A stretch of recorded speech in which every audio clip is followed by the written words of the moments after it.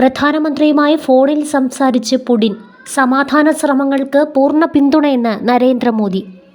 Ukraine വിഷയത്തിൽ അലാസ്കയിൽ US. President Donald ട്രംപുമായി കൂടിക്കാഴ്ച നടത്തിയതിന് പിന്നാലെ പ്രധാനമന്ത്രി നരേന്ദ്രമോദിയെ ഫോണിൽ വിളിച്ച് റഷ്യൻ പ്രസിഡന്റ് വ്ളാദിമിർ പുടിൻ. ട്രംപുമായുള്ള കൂടിക്കാഴ്ചയുടെ വിശദാംശങ്ങളും വിലയിരുത്തലുകളും പങ്കുവച്ചുള്ളതായിരുന്നു ഫോൺ സംഭാഷണമെന്നാണ് റിപ്പോർട്ട്. 2022 ഫെബ്രുവരി മുതൽ തുടരുന്ന റഷ്യ-യുക്രൈൻ സംഘർഷത്തിൽ ഇന്ത്യ കൈക്കൊണ്ട നിലപാട് പുടിനെ അറിയിച്ചതായി പ്രധാനമന്ത്രിയുടെ ഓഫീസ് വ്യക്തമാക്കി. പുടിന് നന്ദി അർപ്പിച്ച് പ്രധാനമന്ത്രി നയതന്ത്രത്തിലൂടെയും സംഭാഷണത്തിലൂടെയും സംഘർഷത്തിന് സമാധാനപരമായ പരിഹാരം കാണണമെന്ന ഇന്ത്യയുടെ നിലപാട് അടിവരയിട്ട് അറിയിക്കുകയും ചെയ്തു.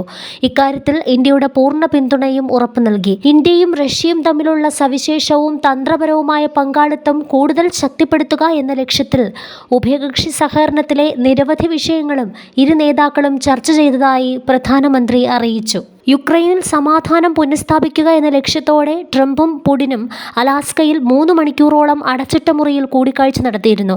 ചർച്ചയിൽ അന്തിമ കരാർ രൂപപ്പെട്ടിട്ടില്ലെങ്കിലും വലിയ പുരോഗതിയുണ്ടെന്ന് ട്രംപ് അറിയിച്ചിരുന്നു.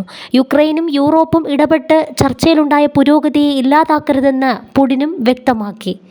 6 വർഷങ്ങൾക്ക് ശേഷമാണ് ഇരു രാഷ്ട്ര നേതാക്കളും പരസ്പരം കാണുന്നത്.